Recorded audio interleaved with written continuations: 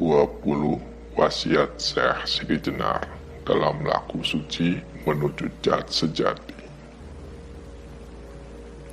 Dalam laku manunggal, menurut Sidi Jenar, tidak bisa hanya didasarkan pada keyakinan atau kepercayaan semata. Wacana-wacana tentang kematian, tentang konsep Tuhan dan hari akhir yang diwejang oleh Sidi Jenar tidak hanya berhenti pada dasar percaya. Sesudah orang percaya, apakah kemudian dapat menyelamatkan orang tersebut? Tentu tidak. Kepercayaan itu hanya membuka pengertian dan kesadaran pertama, yaitu kesadaran akal budi. Sedangkan tujuan kita adalah membuka kesadaran sukma sejati atau hyang sukma. Jadi, kepercayaan kita bukanlah iman kita. Iman kita bila sudah akan menjadi benar-benar iman sejati adalah bila kita sudah manunggal, menyaksikan keberadaan yang sukma dalam diri kita. Apabila semedimu merasa tidak ada kemajuan, laku batinmu tidak juga beroleh kemajuan. Tapa beratamu belum juga mendapat pencerahan, maka koreksilah. Untuk menembus kesadaran yang sukma, perhatikanlah wejangan Sidi Jenar dalam 20 langkah yang harus ditempuh. Pertama, rahayu ing budi atau selamat akhlak dan moral. Bangunlah moralitas dengan berpikir bersih. Bersihkanlah akal fikir untuk tidak dikotori oleh hasut, kebencian, dan dendam. Kedua, mencegah dan berlebihnya makanan. Makanlah seperlunya, agar tubuh dan kehendak nafsu tidak bebas menumpahkan kehendaknya. Ketiga, sedikit tidur. Tidurlah bila memang tubuh meminta tidur. Dan jangan tidur bila memang tubuh tidak menghendaki tidur.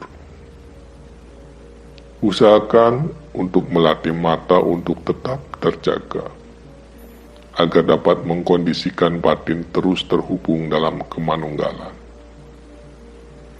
Melatih keadaan batas tidur dan terjaga adalah kunci untuk masuk pada keadaan mati sakjroning urip, atau biasa disebut dengan menembus komunikasi dengan Tuhan. Keempat, sabar dan tawakal dalam hati. Sabar dan tawakal merupakan keadaan kepasrahan sebagai seorang ksatria.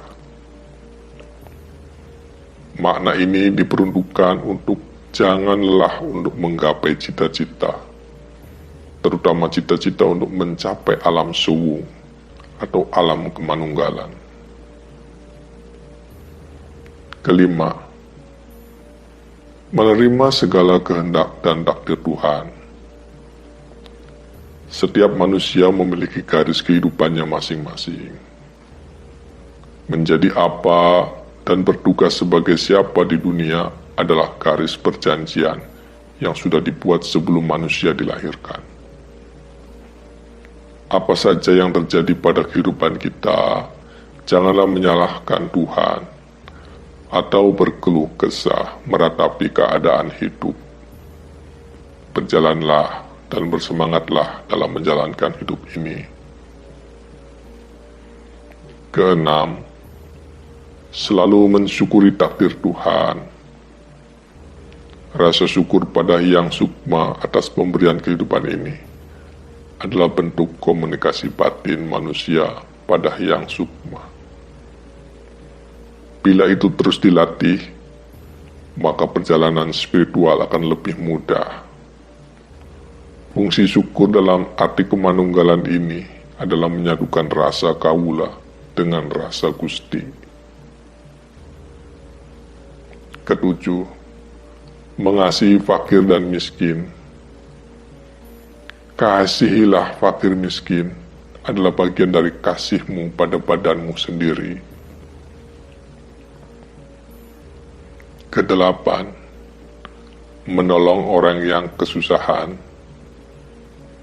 Menolong orang yang kesusahan adalah sedekah yang paling utama. Kita sering melihat orang yang terlihat cukup, punya rumah, punya motor, dan terlihat orang yang tidak kesusahan. Tetapi kita tidak tahu sebenarnya pada saat itu keadaan orang tersebut sedang susah, atau sedang menderita, atau sedang membutuhkan. Kita kadang tidak tahu, menganggap orang itu berkecukupan. Namun kenyataannya orang tersebut sedang mengalami kesusahan. Bila kita menolong orang tersebut, tentunya kita memberikan amal benar-benar pada orang yang sedang membutuhkan. Bila kita sanggup menolongnya, tentunya itu adalah amal yang sangat tinggi nilainya. Paling mudah kita juga melihat seseorang yang ditimpa kesusahan dengan melihat keadaan yang sebenarnya. 9. Memberi makan kepada orang yang lapar. Berilah makan orang yang lapar. Sambungkanlah rasamu dengan rasanya. Bagaimana bahagianya orang yang lapar untuk bisa makan. Bagaimana gembiranya orang yang lapar bertemu makanan. Sambungkanlah rasamu, rasa bahagiamu pada orang lain. 10. Memberi pakaian kepada orang yang telanjang. Menutupi rasa malu orang lain, menutupi keburukan orang lain, menutupi hal yang dapat membuat orang terhina adalah perilaku yang bagus. 11. Memberikan payung kepada orang yang kehujanan. 12. Memberikan tudung kepada orang yang kepanasan. 13. Memberikan minum kepada orang yang haus. 14. Memberikan tongkat penunjuk kepada orang yang buta. Berikan petunjuk kepada siapapun yang membutuhkan penjelasan atau ilmu pengetahuan. 15. Menunjukkan jalan kepada orang yang tersesat. Janganlah dengan kesengajaan untuk menghalangi jalan orang lain, menyesatkan, menipu, atau membuat orang terjerumus pada kejahatan, penderitaan, kebangkrutan, kerugian. Sebab semua itu akan berdampak pada perjalananmu, perjalanan spiritualmu. Perjalanan spiritualmu akan terhambat, terhalangi, bahkan tidak bisa sampai. 16. Menyadarkan orang yang lupa. Setiap orang pasti mengalami kelupaan dan kesalahan. Meluruskan kembali, mengingatkan kembali sama dengan memperbaiki badan kita, kesadaran kita, pengertian kita tentang arah jalan kemanunggalan. 17. Membenarkan ilmu dan laku orang yang salah. Berbuat kasihlah pada setiap orang, siapapun manusia yang berusaha dengan batinnya untuk menuju Tuhan, sesungguhnya akan ada jalan untuk bisa sampai.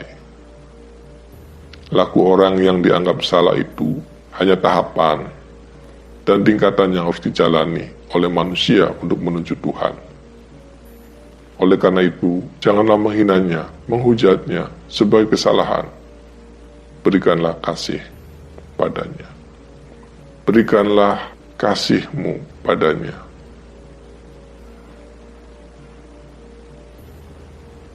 (18) Mengasihi dan memuliakan tamu. 19. Memberikan maaf kepada kesalahan dan dosa sanak kandung, saudara, dan semua manusia.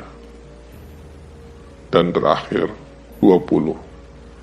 Jangan merasa benar. Jangan merasa pintar dalam segala hal. Jangan merasa memiliki. Merasalah bahwa semua itu hanya titipan dari Tuhan yang membuat bumi dan langit.